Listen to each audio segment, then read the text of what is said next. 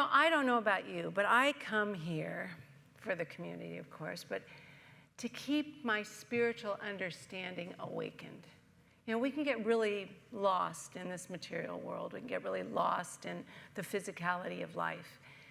But when we get to that place when our spiritual understanding just becomes a part of who we are, we can remember and recognize that there is a lot going on behind the scenes. There's a lot more that we don't realize is happening right this minute. We may be thinking about making our lists or what we need to do or anything going on or the problems we have, but there's so much that is happening right now. You laid the perfect groundwork, Mary. There's a law of reciprocity. There's universal laws that govern us all the time, whether we know it or not, whether we're aware of it or not. As Ernest Holmes says, ignorance isn't a get-out-of-jail card. Well, he didn't say it that way, but that's the way I'm saying it. Ignorance doesn't just forgive us for everything. The laws are still working, and the law of reciprocity, give and take. Inhale, just do it with me. Inhale, exhale. If we're not taking it in and giving it out, we're not alive. It's part of life. And it's not just in the spiritual realm.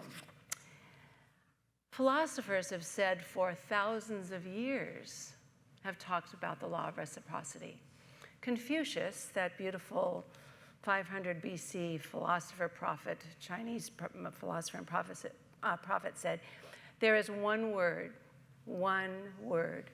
which may serve as a rule to the practice for everyone's life, and that is reciprocity. To be aware, I'm adding this, but to be aware of what we give out, we get back. That we're a co-creator, part of the process. Now, the beautiful way shower Jesus 2,000 years ago says, judge not, and you will not be judged. Forgive, and you shall be forgiven. Give, and you shall receive. It's the law of reciprocity. Even scientists, right, Dr. Jim, say about the law of give and take. It was Newton who said, for every action in nature, there is an equal and opposite reaction. It's just part of life. Now, Ernest Holmes says life is a mirror and will reflect back to the thinker what he or she thinks into it.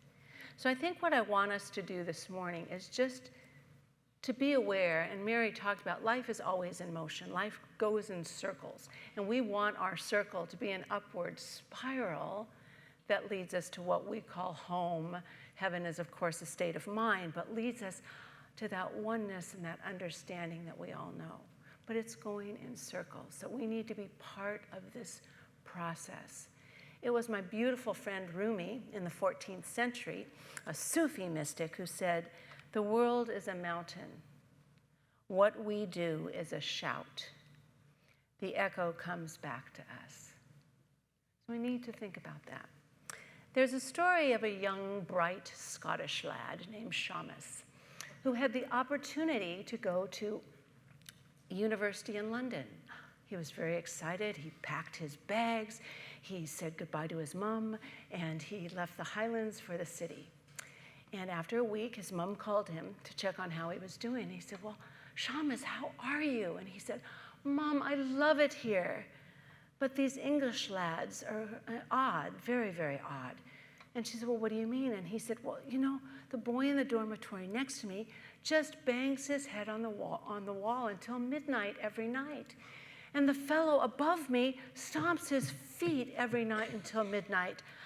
And the lad below me plays his music so loud until midnight every night. And his mom said, well, why don't you go to the dean of students and complain?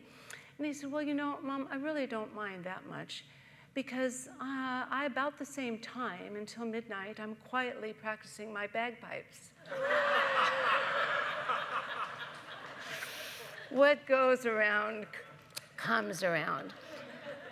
Well, just as much as we are responsible for remembering this law of reciprocity, we have to be just as aware of where, what Mary was saying, we have our white knuckles holding life to the way we expect it to be, because I love what you said, Mary. That was something I was going to come to later, but I love you brought it up in the beginning, that we don't always, this reciprocity doesn't always happen right as we give it out, we get it back. You know, we have to keep working at it. But we can put our white knuckles on this beautiful givingness, the divine givingness of spirit, because we want it a certain way. We can have high expectations, or we can not think very highly of ourselves, be undeserving. Now, in this world, there are givers and takers, and then the middle of the road, you know, in the flow. But givers can give so much that they don't even think about filling back up and get used up. And takers can take so much they get greedy and self-centered, and then there's not enough going around. But we have to really think about being in that flow and become aware, am I allowing that givingness of spirit to be part of my life? To look for the good wherever I am and whatever's going on.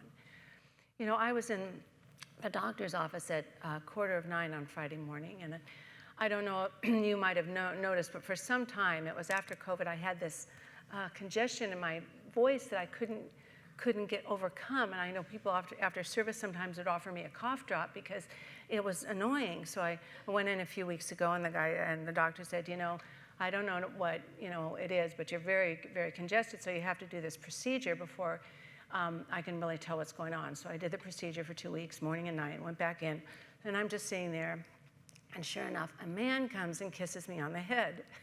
It was one of our congregants. But I'm sitting there going, whoa, who was that? Oh my gosh, it was so cool. And the really good news, and I want to share this with everybody because it's something we should all just, I want to rejoice in this. He put me in this little CT machine and he said, I have beautiful sinuses. I could have asked for something greater, but I appreciated that. Beautiful sinuses. So anyway, we can move on with that. But it was wonderful to meet the two people from our congregation, and we got to support and love each other. And, you know, one problem was a little bigger than the other, but we know God's around all of it, so that was good. But I don't even know why I told that story. I have absolutely no idea. I just guess I wanted you to appreciate me for my beautiful sinuses, but other than that, it's a good thing.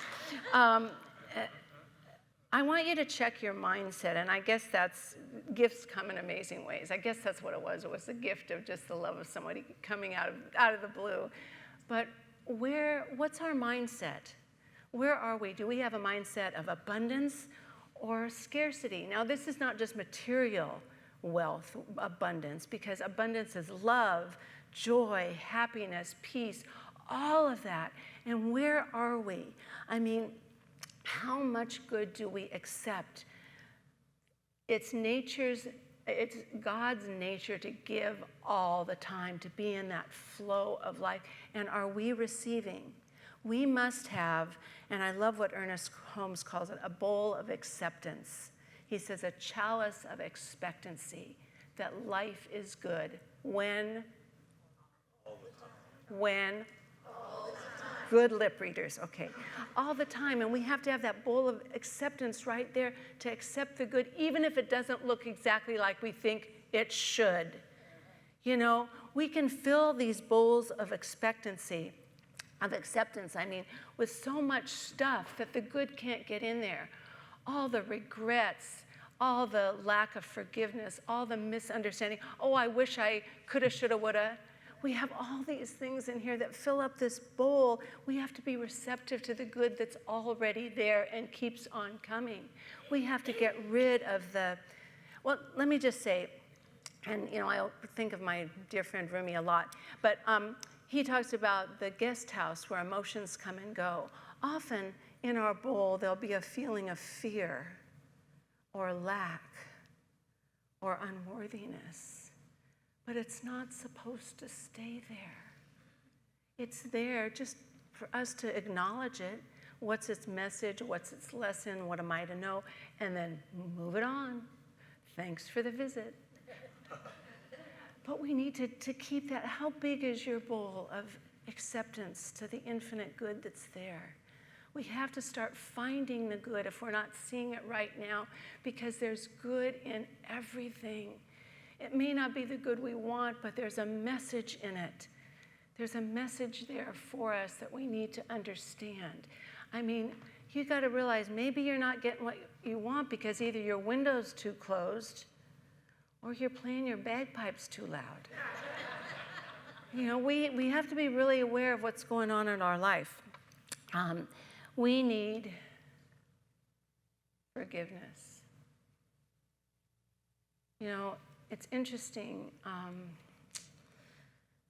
how hard it is to forgive sometimes, because people can be really kind of creepy. You know, they can, you know, it's hard to forgive. But I was reading, and I can't remember where it was I was reading it, but that so often a lack of the ability to forgive is because of an inferiority complex within yourself. That you don't feel good enough. I mean, people that feel good about themselves can forgive pretty easily, right? So I'm going to ask, where in your life, because all of us have trouble forgiving, where in your life right now are you having trouble forgiving a person, a situation, something that went on? Because oftentimes it's because we don't feel good about ourselves. So what do we have to learn from that? Where can we grow so we can let go? Because if we don't forgive, it's like holding on to a piece of hot coal and expecting someone else to be punished. We're the one that gets punished if we don't forgive.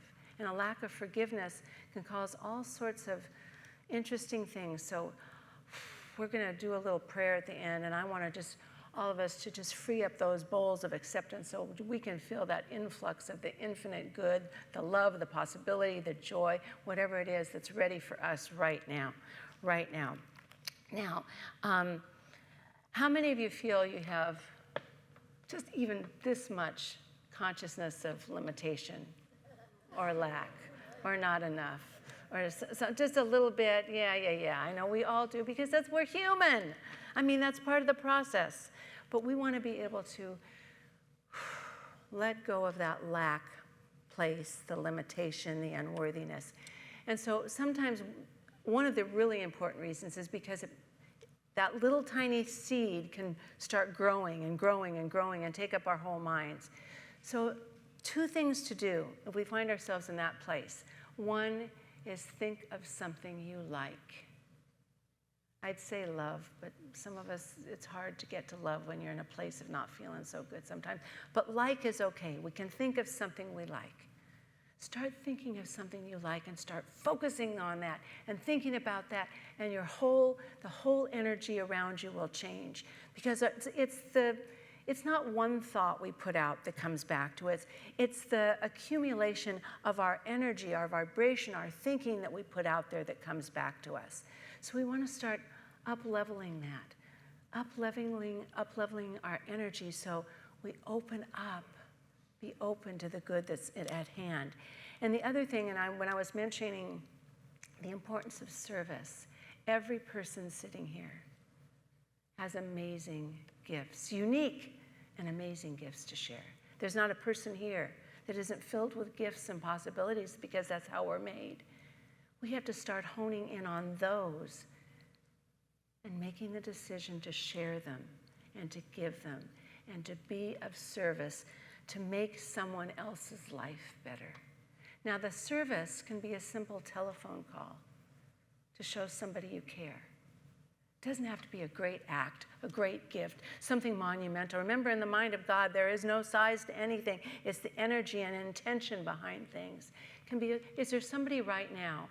I can think of somebody in my mind, it's been kind of running around, that you need to call and just tell them, see how they're doing, what's going on. Somebody who'd feel better because you made that effort. Is there somebody who needs something from you? It could be a car ride. It could be going over and taking care of something to do. Is it a youth program that needs a teacher? I mean, there's lots of ways to serve. We can serve in a whole bunch of different ways. But what is it that you can give right now? When Gretchen was singing, all we need is love. Isn't that the truth? The greatest law of reciprocity, the co-creative process, is the gift of love.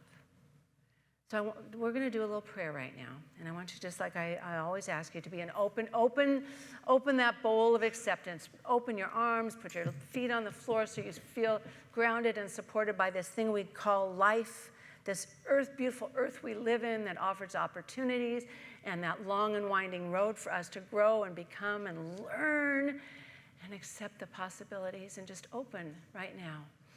Right now, just open yourself as you breathe in. Just allow yourselves to open, and trust in faith and understanding that right where we are, that infinite divine law of goodness, the divine givingness of spirit is present in its fullness.